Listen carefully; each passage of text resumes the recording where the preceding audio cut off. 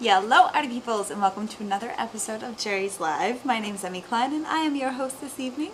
Now today I have a pretty information heavy show planned while I also paint gummy bears. So I wanted to actually do a little mini painting for us and the reason why is because today's show is really all about pricing our artwork.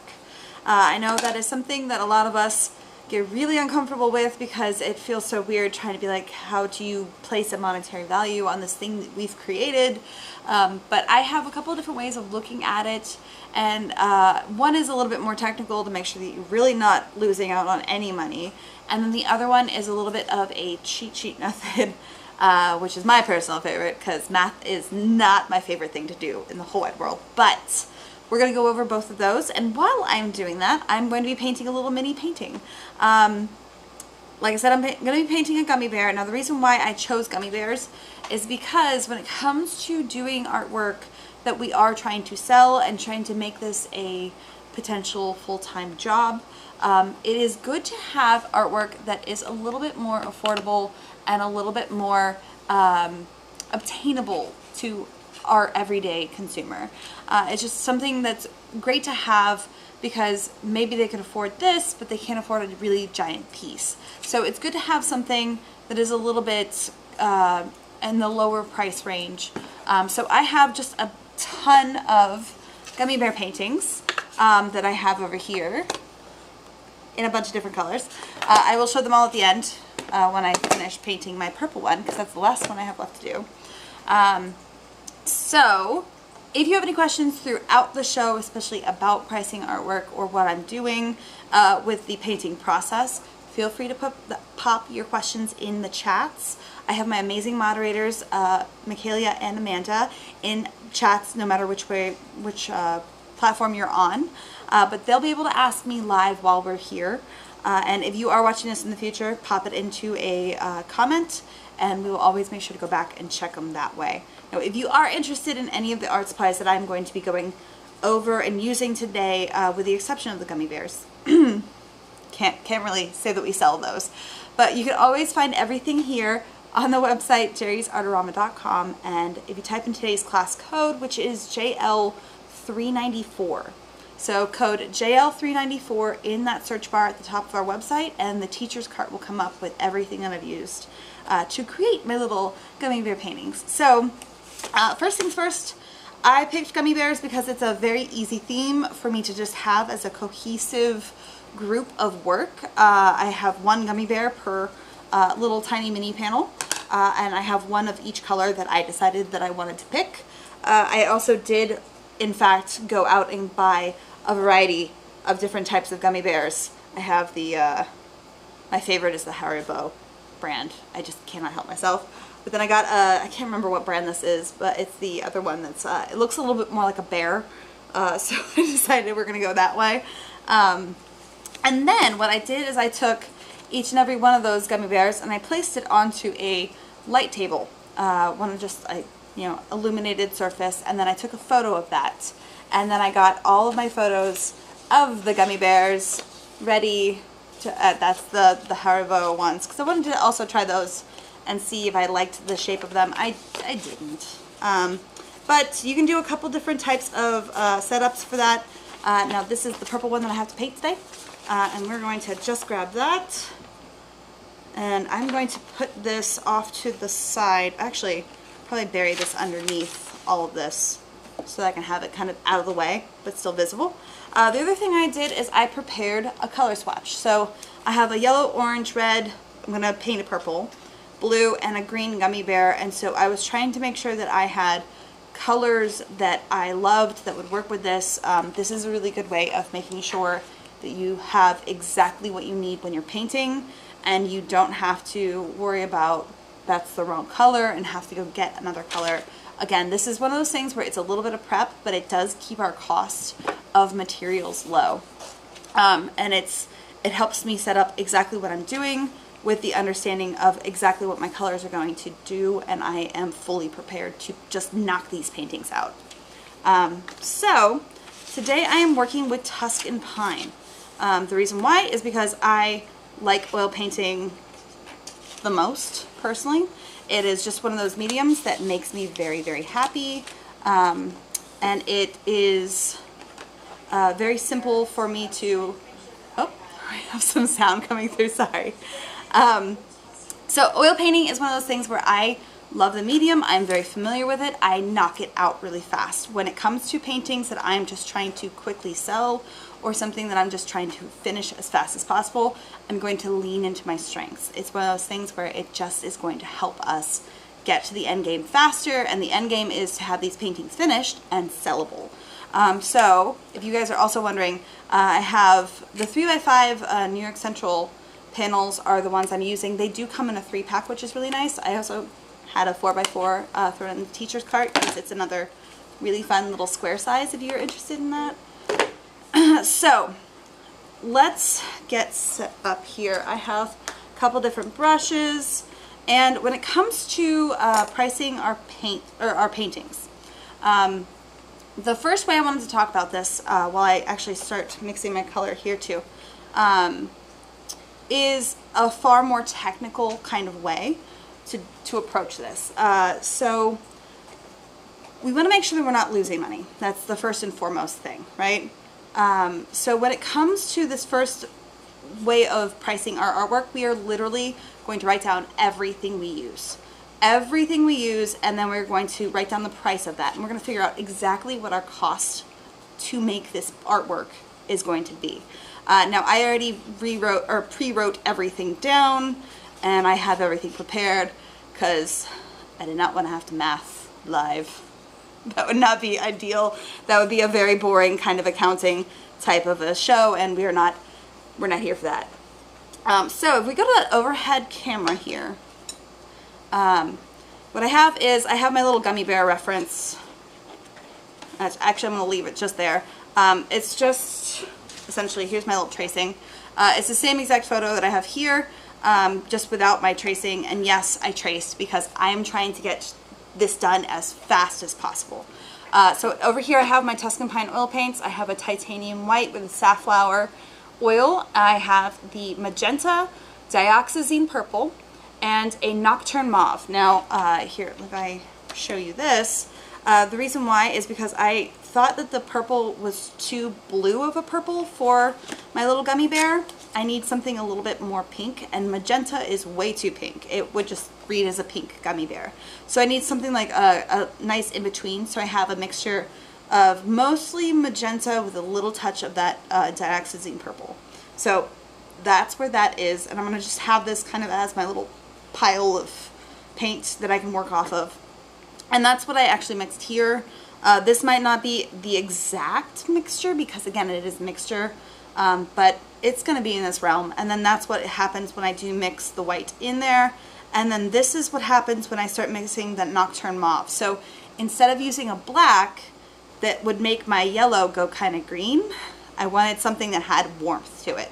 And I wanted that consistent color throughout all of the gummy bears, so that no matter if I use that shade over here or even on my green little gummy bear, it would be consistent no matter what, and it would look good. So that was why I did a little prep work here. But that's where I'm going to be kind of living in this painting. So first things first is I'm just going to paint my gummy bear just a solid purple, and I'm going to try and make it as like thin as possible because I'm not trying to hide my my little sketch, my drawing. And then while we're doing that, I'm going to actually show you the breakdown cost of this all 6 gummy bear paintings, because I would approach this as a series, and it would definitely be one where I would sit down and knock down all of these paintings all in one go, and that's the idea that I have. So we write down all the things that we're going to be using, right? So first things first is our materials cost. 6 panels. I had 2 of the New York Central canvas panels, the 3-pack. That gives me 6 panels. That's all I need, obviously. Now I have the regular cost written down here. Now the reason why I go with the regular cost and not the sale price is because if I'm trying to be consistent with my pricing. Yes, I might be able to get these panels on sale right now, but what if that sale ends and I need to buy more panels? I don't want to have to change my pricing every time that sale fluctuates. So if I'm going to be an artist that's consistent with my pricing, I'm going to just go with the regular price. So every cost that you see in that regular cost is the not sale price. I can tell you, I know right now those panels are on sale as of today, filming this live. So the cost is not actually $359, but I'm going to use that $359 as my price point, right? So because I have 2 of them, the actual total cost is $718. Just double it, clearly. So then I have, I'll actually just show you, let's go with just the first thing of oil paint here, is the bismuth yellow. That's that bright yellow that I used in my yellow gummy bear. Now the reason why I'm only going to say I need 0.63 milliliters, and this is where this gets a little confusing, because I'm not using the whole tube of paint. I'm not going to price these as I'm using the whole tube of paint. I'm just using a tiny, that's not the whole tube, that's a tiny little amount. So I actually went and got my measuring spoons, and this right here is 1/8 of a teaspoon. And if I hold this up, see what that says?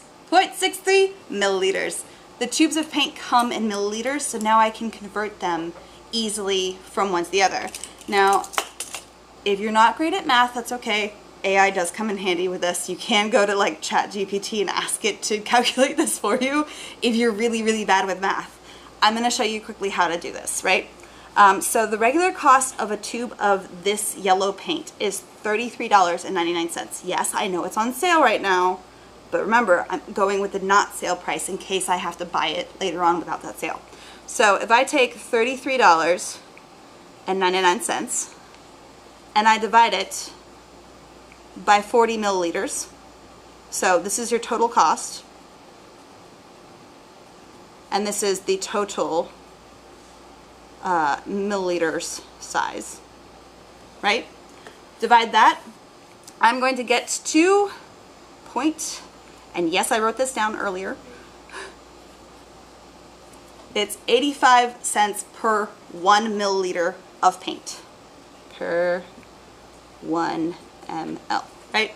I know, my handwriting's a little terrible. But you can see, it's only 85 cents per milliliter. I don't even have to use a whole milliliter of paint when I blob out, you know, my paint on my palette. So I'm only using 0.63. So if I take 85 cents per milliliter and I multiply that by 0.63 milliliter, which is the 1/8 of a teaspoon that I'm using, I'm going to get 0.54. Math, I know. That is 54 cents per 1/8 of a teaspoon that I'm using. So 0.63 milliliter as my total quantity of paint that I'm using. It is a 40 milliliter tube. That is the total cost of the tube. That is actually how much I'm spending. So every time I put a blob of paint on my palette, it is essentially 2/4. That's the way I have to think about it, right? Now, that is only for that specific color. The rest of the colors are a lower series, so the cost of those tubes, until I get a little bit lower, is $23.29. So I do the exact same math, I just change out this $33.99 with the $23.29, and that gives me 37 cents per blob of paint that I'm squirting out on my palette. Now if I go through all of the colors, I do the exact same math. Now, I will say, because I use that Nocturne Mauve as my shade color in all of my paintings, I used a little bit more. So I just doubled it, you know. I definitely did use the wrong number here. I put 1.27 instead of, I think it's 1.26. I typoed. It's okay. 0.01 of a milliliter is not going to make that huge of a difference. I know math, really, really not fun. But same calculation, and that gave me $1.08 with a Nocturne Mauve, using just a little bit more, and that is a higher series paint. And then the same thing with my safflower oil. Because I'm using a larger tube, I did have to change the 40 milliliter to this is 150. And that calculation is now giving me, for a large quantity, I did like 1/8 of a teaspoons, essentially. Just four blobs. And so I just multiplied the 0.63 by 4. And then I did the same math calculations. And my white, even though I'm using a large quantity, it's only 45 cents. So all of that together, plus I did add a miscellaneous fee because I'm using paper towels or rags. I'm using my palette paper. It's the wear and tear on my brushes because I'm not replacing my brushes every time I have to paint. I'm using them over and over again, but eventually I will have to replace them. And eventually I have to also replace the solvent that I'm using. I have to use my pencil to sketch things. All of those things, I just gave a blanket miscellaneous fee of $5. They're not big paintings. If I was working on a larger painting, maybe I would include the whole cost of a roll of paper towels. Or maybe I will include the whole cost of the bottle of the Studio Soft because I know I'm going to use all of my solvent, all of my brushes. I might include those things if I know I'm going to wear and tear through them during the entire painting, right? So for these tiny little paintings, $5. It felt more than appropriate. So the total cost of materials for all of my paintings, which does not include the frames, mind you, I did not include that because feels like an optional thing, and I just in case. Total cost was $16.50. That is not bad at all, right? Especially with the fact that this is really, really fancy, amazing oil paint. Yeah, this isn't student grade, this is professional. That's not the only thing that we have to include in our cost of paintings. Now we have to include labor. Labor is the time that it takes me to physically make these, right? So right now I'm talking, and I know I'm going to be taking a long time to making this one painting, but in general, I got 2 of these paintings done in about an hour. That's really not bad. So this tiny little painting takes me 30 minutes to make. I had 6 total. That's about 3 hours. I might round up to 4, just in case, because, you know, sometimes it takes us a little bit longer to, like, maybe paint the blue one than the yellow one. I don't know. Yeah, it depends. Then I did give myself an hour of prep and cleanup. Maybe that's where I include that extra 4 hour, or the extra hour. Now is where we have to actually think about our hourly rate. What do I want to get paid per hour? It's kind of a really important question, and it depends on your location, where you are in your art studio. That is one thing I would actually really think about and include market research, where you're going to look at comparable artists, maybe their pricing, check their, it's called a CV, which is essentially like an artist resume on their website. If you see that they're kind of in the same realm, you'll get an idea for their pricing and maybe look at how long it might have taken them to do, depending on if it's a larger piece. And if you're a faster painter, that just means that you are now very efficient. So maybe your hourly rate goes higher, you know? So if I chose a $30 hourly rate, that is what I'm looking for, right? So $30 per hour times 4 is $120. That's about $20 per painting in my labor cost, right? So if I do the total for all of that, that is $16.50 for my total materials cost. Now again, that is for all 6 paintings. And then $120 for my hourly rate of all 6 paintings. My total cost is $136.50. That means for each painting, I cannot sell it for less than $22.75 without losing money or my hourly rate going down. Does that make sense? Hopefully that makes sense. But I tend to have a minimum with my own paintings. No matter what I do, my paintings at bare minimum start at $50. This is an original oil painting. We have to own how awesome. This is an original oil painting. There is no other like it. It is the one. So even though, yes, it's a 3x5, that is going to cost $50. We have to own how amazing what we do really is. And I know it feels so weird to give a monetary value to what we do, but it's a skill set that, yes, somebody can be like, well, I can't afford that. It's $50. We have a tiny little painting that is $50. And yes, most people should be able to afford something a little bit smaller. Again, you can adjust it if you need to, but it's not like a $4,000 painting. I get that. But that's one of those things that if they really, really don't want to give you the money for the value of your work, they can do it themselves. And if it doesn't turn out the way that they want it to, that's because they don't have the skill set that we have. So you have to own your awesome. Now, do we have any questions on that awful, awful amount of math that I just made us do? I'm so sorry. Now, you don't have to go through that whole process every time you want to sell a painting. It is, if you are worried about the fact that you are losing money during your making your art practice, this is one of those things where it really does help you to do this process and even write it down like I just did for a little while. I've done that for so long that I know where my pricing and my price point should be when it comes to my own personal art, right?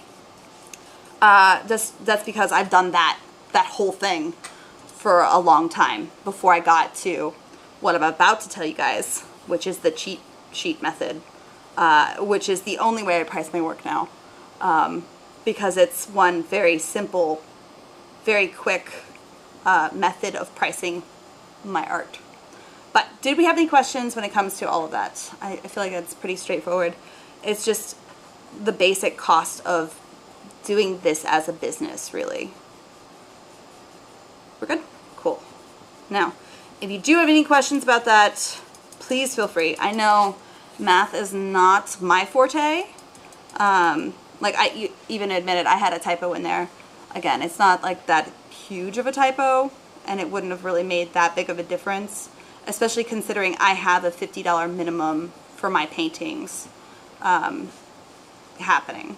Now, what really does help with that $50 minimum is that it's, if for whatever reason any of these get damaged or I can't sell them or something goes horribly, horribly awry, like for instance, the whole painting just goes missing when you go to ship it to your buyer, like via UPS, because that's happened to me before. It really, really not fun when that happens, but it does happen.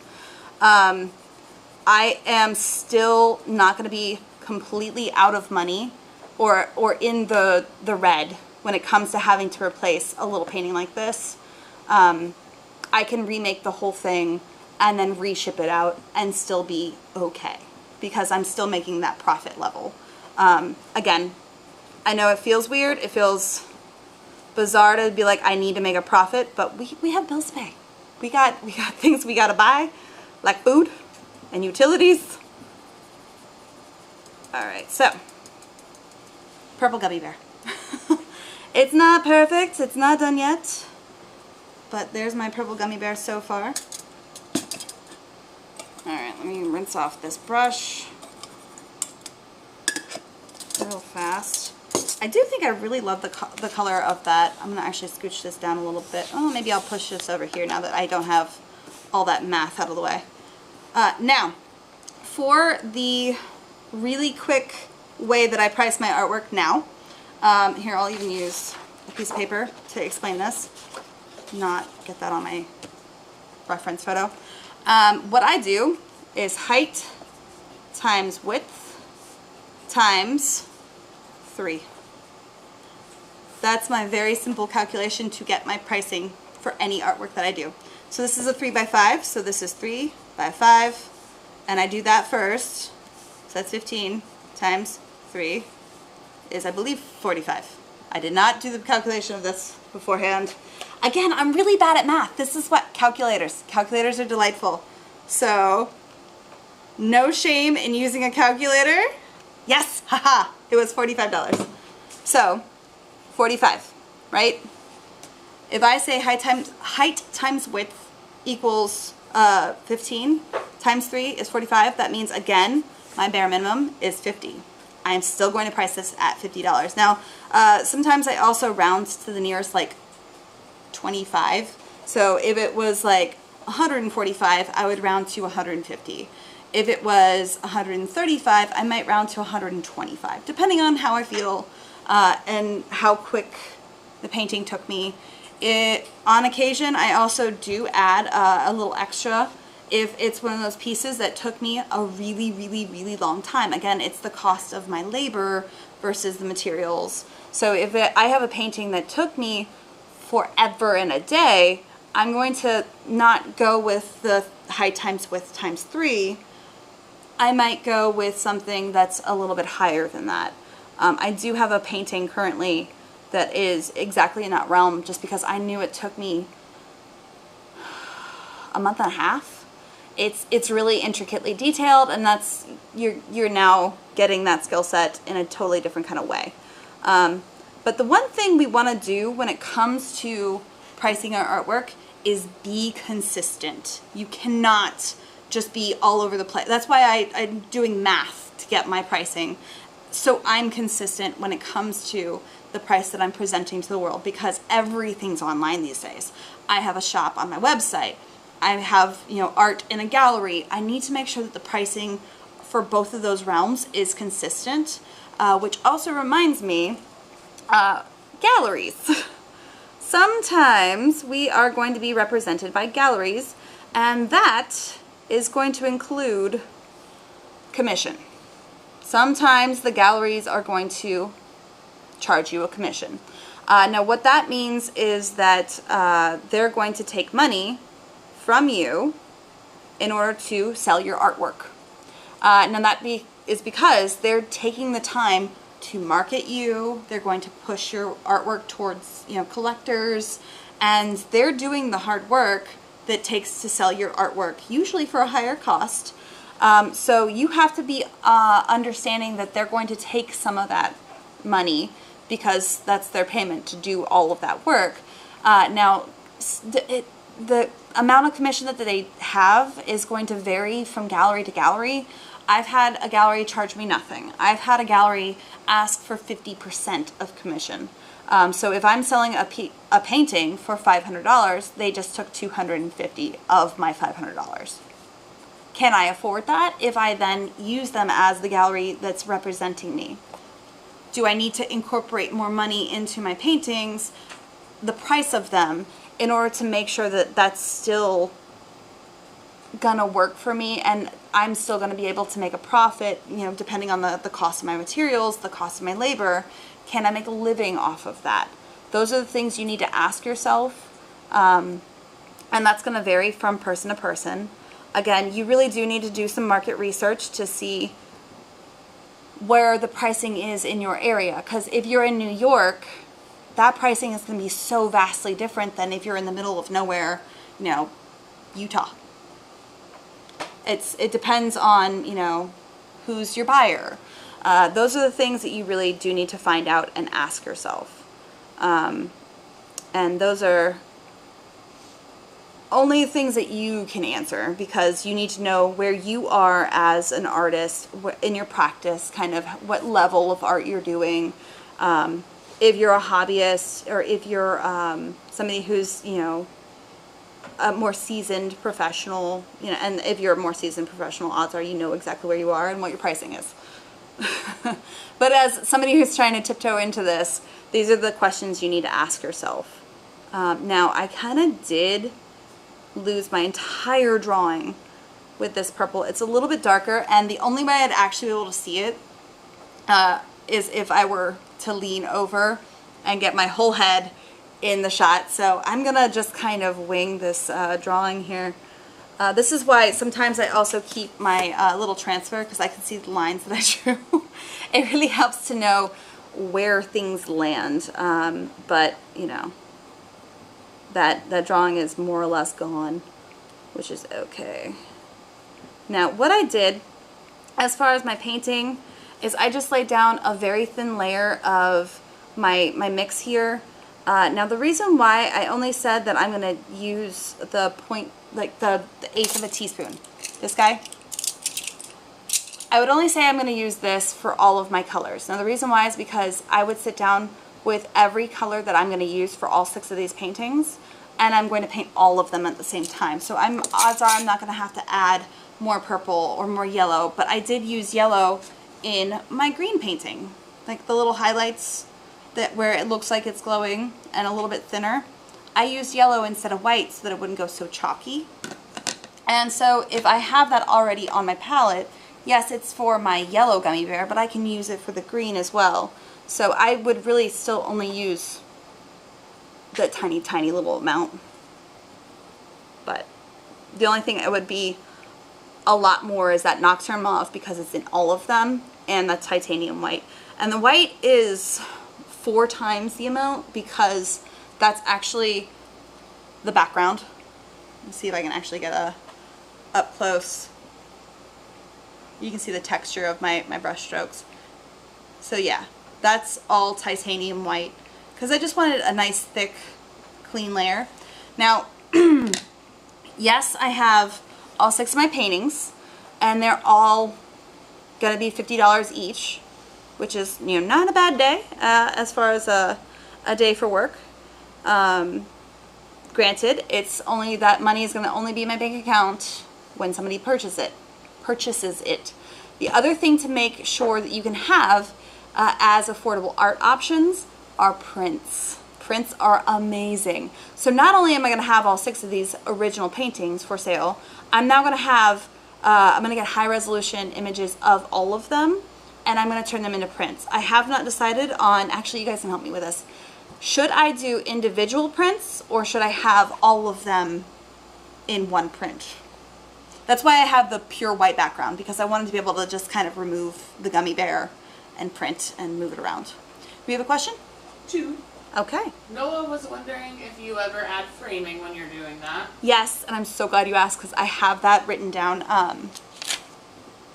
I have notes on my math up here. Again, I don't math great, so I rely on calculators and I didn't want to have to do this. Math is not my favorite thing in the world.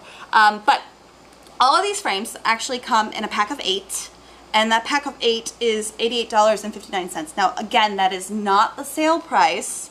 I did actually put the sale price as $53.19. Now this is the only time I might actually go with the sale price rather than the original price, because I don't always offer framing for my art.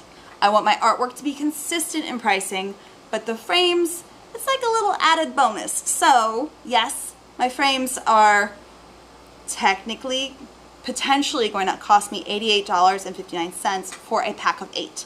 It means it's $11 roughly, and 7 cents per frame, right?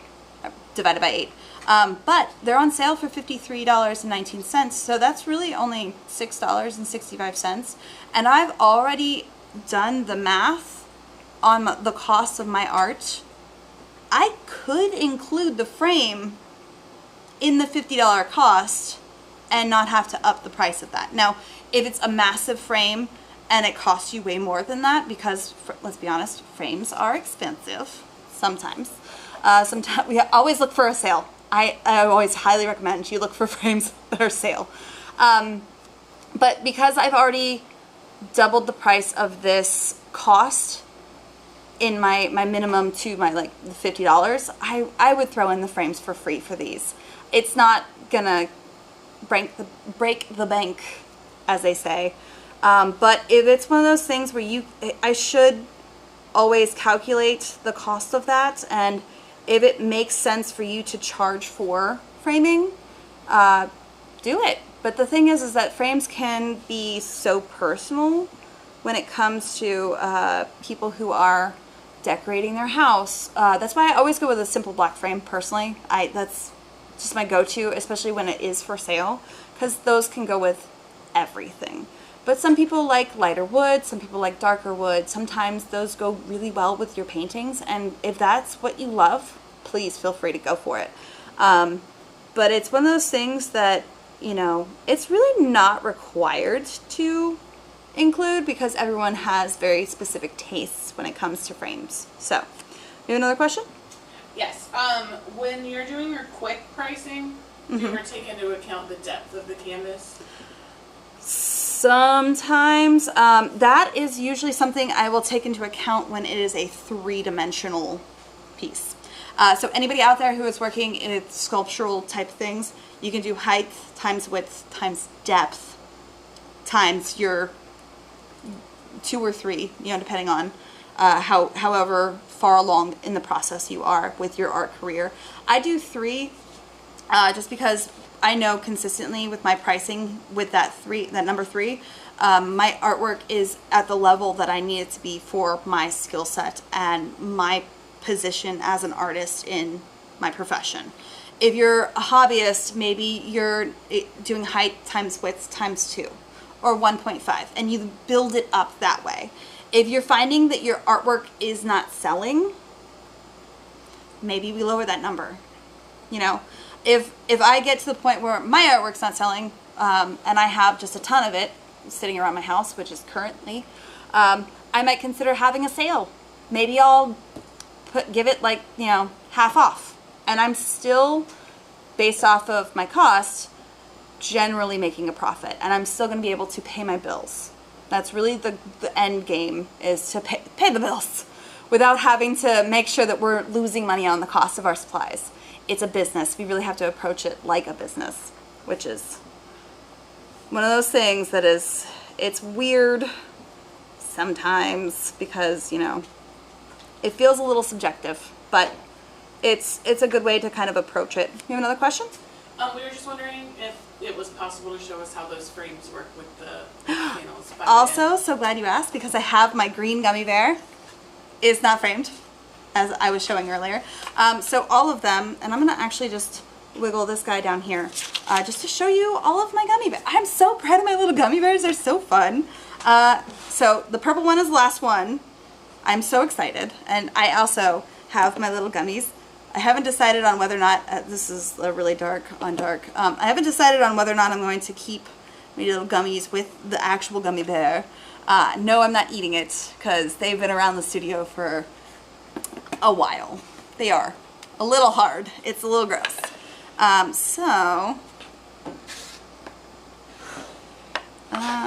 see. I can push it that way. There we go. That way we can see them all. Haha. So these are my gummy bears so far, and I have my little purple one. Another reason why I haven't painted anything on the outside edges and I'm just working on the gummy bear, again, I'm leaning into how quick I need to work, and I'm just working on this, and then when I get to the point where the gummy bear itself is set, I'm going to take the titanium white and I'm going to do the thick layer that kind of knocks out any like little blemishes or anything that I, you know, might have like nicked it with the purple. I'm not super worried about it right now. But there's my frames. They are 1.5 inches deep, which is really lovely. I believe these are the Ambiance gallery frames. They're in the teacher's cart, in case you guys are wondering. I believe they also would go for the little 4x4s. I believe there's also the size for that. I'm going to scooch these up though. So yes, please tell me if I need to have individual prints of my gummy bears or all in one, because I'm kind of leaning towards all in one, and I don't know if I want them in a row or if I want them like 3 and 3. It feels like that would be very satisfying, but like, have not decided yet. Yes, we have a question. Just as a comment to what you were saying, a couple people on YouTube want both. Yeah, Honestly, that is the beauty of prints. You can do both. And then not only do you have the original art to sell, you also have prints, which if you really make sure to take the time and do really fancy prints on lovely, like, thick paper, and always make sure that it's archival and going to have the ability to stand the test of time. That's one of those things that you can charge a little bit more for your prints, especially if they're archival. Now, if you are just running them through your printer and it's not on the best paper, lower the price of your prints. Just one of those things. Now, I actually did just quickly take this out of here. Going to rotate that back around so I can show you. This just, as is, has a piece of, what is that, acrylic? The glass, it's not actual glass, it's like the plastic acrylic. Acrylic glazing. Acrylic glazing, that's the word. Alright, and then they have these little like swivel brackets in the back that kind of go into a little ridge. Now there's also a second ridge in case it gets a little bit thicker. So you could actually frame a thicker canvas, but this is just the like thin little canvas panel. So I was not super worried about it. Now what I do is I just take all of that and I throw it out of the way. And then I just take my painting, because this is dry, and usually I will varnish. Instavar is the one that I use. I will varnish these. Now make sure that if it is this orientation, the sawtooth is at the top. If it's this orientation, it's over here. And because I know this is the orientation that my frame is going to be in, I might even remove this and save it for later, because we always need hardware to hang our artwork. It's so useful to just have an extra one, and it just already came with it, so just take that off. It's not necessary for this painting, right? So all I do is I pop that back in, and then I swivel this little bracket back in there. Now if you find that it's not turning all the way, push it back in, and then this actually is adjustable. You can pull it back and forth, because that has a little slot that is adjustable, so it will swivel down and be nice and secure. And then I have my gummy bear, and it's not going anywhere. Very secure. So there is all of my little gummy bears in a frame so far, and then I have a purple one that needs to technically go here. It's so cute. I love these so much. But super simple, and it's all a theme, so hopefully I have one person who wants all 6 paintings as a collective, like, cohesive group, and that's $50 each. You know what? I might be feeling squirrely. I might be like, you know what? Buy all 6, I'll throw one in for free. But that's the thing, is that I know where my cost is because I did the math, and I'm still in the green on my profit. Does that make sense? It's really, got to make sure that we are really consistent, and like, you can do that if you really like the person. If the guy or girl or whoever it is that is buying your artwork, if they're being an absolute pain, maybe you tack on a fee. The pain in the butt fee, right? So don't upset your artists. Now, I do have a couple more minutes left on the clock for tonight's show, and I do have the rest of this little guide to paint. So if you guys do have any questions, again, about pricing your artwork, now is a really great time to do that. I'm going to focus on trying to finish my little gummy bear so that we can have at least all of our gummies painted tonight, and they can officially be made into prints. So now with this, because I know I have been painting so many little gummy bears, I am aware that it has like a little tongue that's sticking out, just, you know, it's blepping a little bit. I might lean into that a little bit more, but I am, so now that I have that original like color nice and thinly added onto my painting, I'm going in with that Nocturne Mauve, and I didn't actually clean my brush, so it's really technically the magenta and purple mixed with the Nocturne Mauve, and the more I paint on this, the less that magenta purple color I'm going to have on my brush. But the more I add here, that's my dark layers, and it's going to give the form of the gummy, but not super harsh edges. I want it nice and soft and kind of fluffy because it's a gummy bear. There's not really hard edges to a gummy bear. You have a question? Yes, Penny's wondering if you price differently for different mediums. I do not, because in general, my skill set is going to be the same no matter what medium I'm using, right? Now, if you are not as confident about a medium, yes, maybe you do pull that price down a little bit. For me, no. I use all of the media all the time, and therefore my skill set with all of them is about the same. But if you do need to adjust it accordingly, yes, go for it. Maybe it's the first time you've ever done an oil painting and you're just not confident and it didn't turn out as great as you wanted to, lower the price a little bit.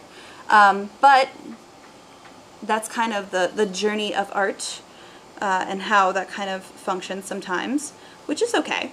But the more you practice, the more your skill level rises, the more you can get back to the same kind of level of pricing with everything else. I think that's where his little hand goes. Sounds right. All right. So I'm trying to knock in the little dark areas of his little shadows for his little fingers. I feel like I missed a finger. We're just going to... So this is why I work with oil so fast. I'm pretty sure I missed a little finger there. So what I'm going to do is I take another brush that's clean and a little bit of Studio solvent, and I'll pull that right back out. And this is actually what I would use as my highlight as well, is I would just dab a little bit of solvent and pull that value back up. There's a lot more solvent on my brush than I wanted it to be, and I also need to close that. So, got a little bit lighter than I wanted, which is okay, but if I now make that sort of my highlight level, I can then do the same thing all the way around. So instead of having to rely on white, now I'm still only using just that one color to get more value differences and push my painting a little further without even having to add any more cost of materials. Keeping that cost low is really key. But we also want to make sure that our art is still to the same kind of level that we expect it to be. So that's the one thing. You don't want to ever produce something that you're not confident with and then price it at the same level of like that confidence. You really do need to be aware that if it's still just not quite there as far as that skill level goes. Like, there are paintings where I drop the price because I'm like, oh, I don't love it. It's okay. And, you know, my parents tell me it's great still. They love it. And you know what? If they really want it, they can have it. But that's the point of if you are jumping from medium to medium and you're just trying to experiment and figure out whether or not one works better for you, that's okay. We can always do those things. All right, okay, we got like 10 more minutes and I need to finish this whole gummy bear. Ah, panic paint, my gummy bear.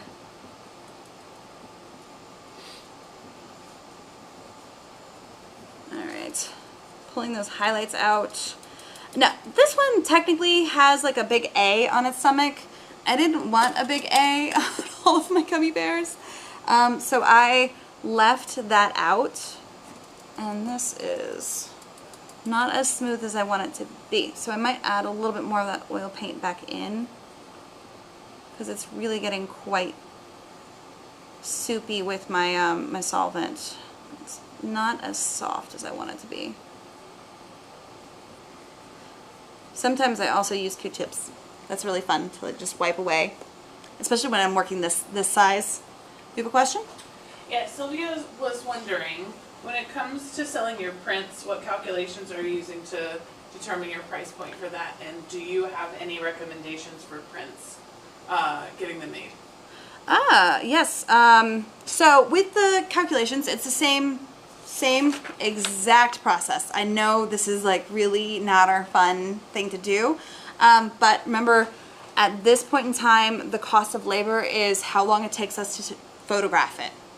You're not really going to have any materials costs as far as the photographs, or even if you're doing some like digital tweaking, like making sure that the colors really match and it's great as far as like the actual photography of your work is done, like it considered the level of what you want it to actually match the realistic thing. That's what I'm trying to say. Words. So that cost is not there. The labor of you actually taking the photos, the time that it takes you to digitally alter them if you need to. Also, there are people out there that will do this for you, but you are going to have to pay a service fee at that point.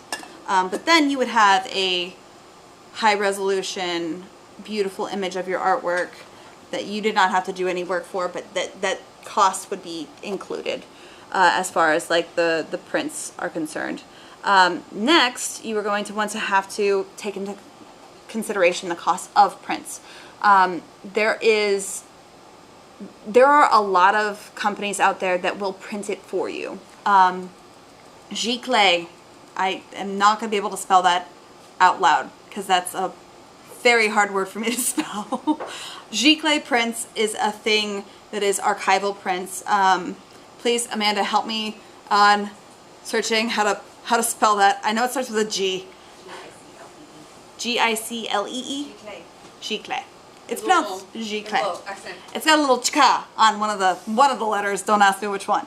But Giclée prints are the thing that is really great to search for as far as the archival, beautiful prints that are usually textured surface. If you want to represent that from your painting to an actual print, that is the bougie level of prints. The other thing you could do is have like FedEx Kinkos or like a printing surface done for you at a place like that. If you provide paper that is a little bit more archival, make sure you have test prints done and then you see whether or not the prints are correct, because usually when they print things it goes darker, and that's always really frustrating because you'll order 100 prints and then they're just the wrong color. So always, that's why I like going into a physical building and being like, hi, can you do this test print, and then if that works we'll do 100 of them, and if not we need to make some adjustments and then get the print done and make it look great.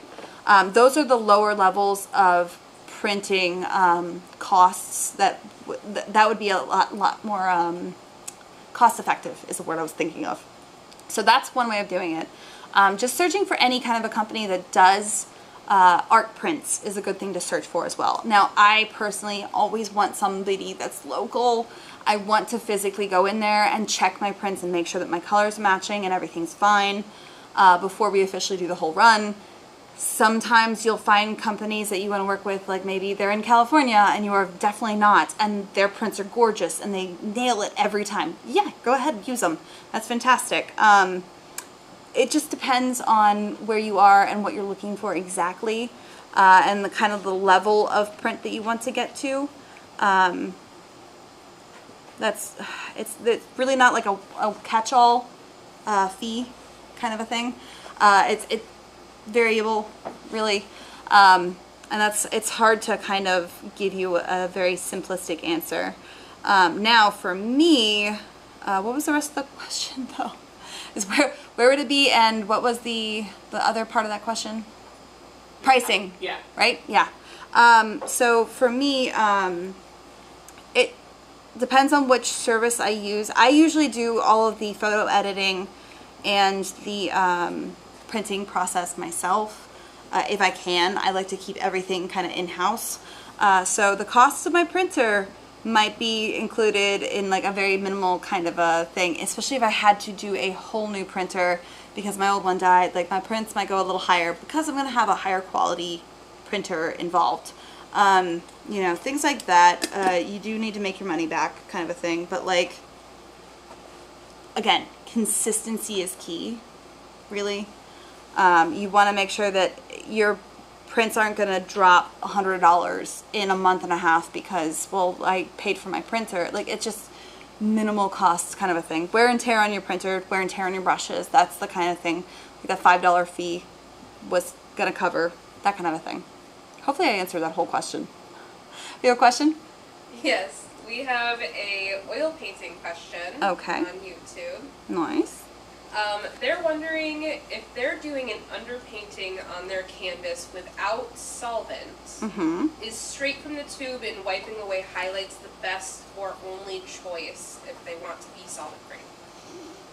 You can always use mediums like oils as well. Oils would, like, you know how I'm removing a lot of the coloring, like for the highlights right here? I'm doing that with solvent. Now, if you wanted to, you can get the exact same effect with linseed oil or safflower oil, a drying oil specifically. you want to make sure you do that, but you can do the same thing and kind of almost, honestly, if I were to take linseed oil on a rag like this and just get it completely soaked, I can almost completely wipe away my entire gummy bear. Now, I'm not going to do that, obviously. I want this little guy to be done. But that is one way to be also solvent free, is to lean into those oils, and that would also be pretty archival as well. Like, it would keep the adhesion of your paint really well. Because like right now I know I'm removing a lot of the paint, so I would definitely want to make sure that this is sealed before I sell it, because I don't want any of that potentially to wipe off because I'm removing a lot of the oil. But that's one of those things that I am fully aware that I'm doing that, and so I'm going to protect it by putting on a varnish. Great question. Now I know, 4 more minutes. Panic paint the gummy bear. Alright, now I'm going to probably do a couple little more dabs of colors on this little guy before I officially make him into a print, because I need to make sure that he is at the same level as all of his little gummy bear brethren. But what I do want to do is add a little bit more of highlights. So what I'm going to do is I'm going to take a little bit of that titanium white and that original mixture that I made here and make a lighter color. And I'm honestly looking at a lot of my other gummy bears. See, I don't love that. It's too blue. I need a little bit more pink.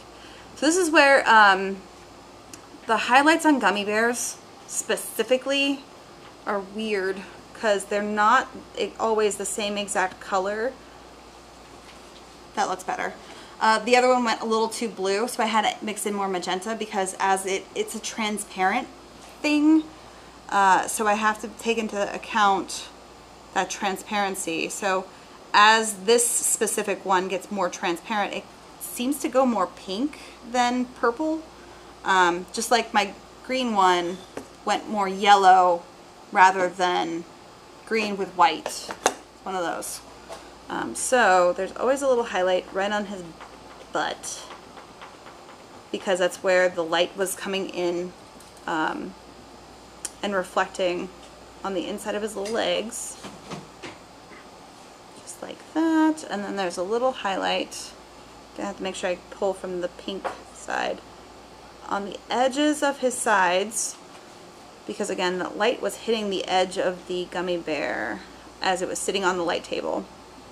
And what's really great is because I did this reference myself, I don't have to worry about anybody coming after me for royalties as far as my artwork is concerned, so I can sell this without having any of those concerns. Because that's another thing that you do need to be aware of, is that if you are pricing your artwork for sale, you cannot be using images that belong to somebody else.